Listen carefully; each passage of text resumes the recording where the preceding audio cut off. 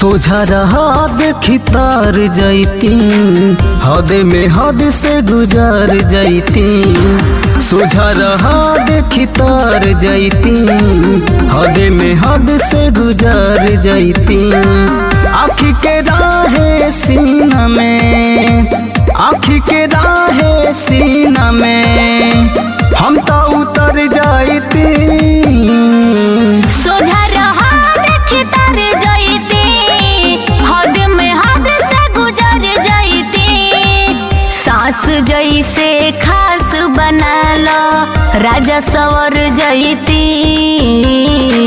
सोझा रहा देखी तार जैती, हद में हद से गुजार जैती। सोझा रहा देखी तार जैती, हद में हद से गुजर जैती।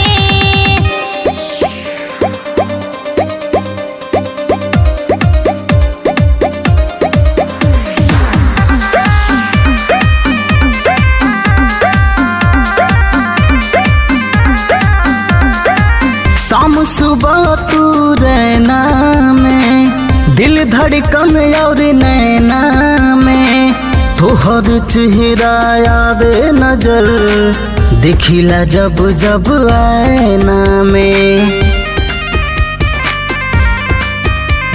हो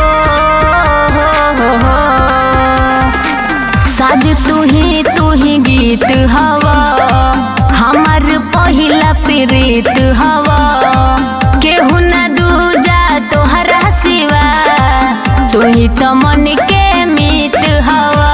ए रानी दिल जानी रुकी ना अब कहानी, ना दूधी सहाई ना में कद जवानी।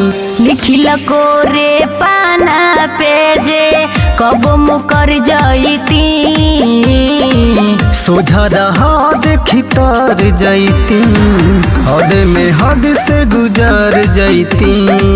सोझा रहा देखी तार जैती, हद में हद से गुजर जैती।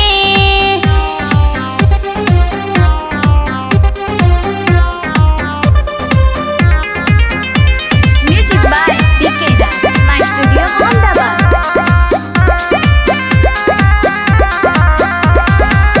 तू ही आदत धरा देले बारू, सपना देखे सिखा देले बारू। पहिले ऐसन न रहे बीमारी, आशिका बारा बना देले बारू।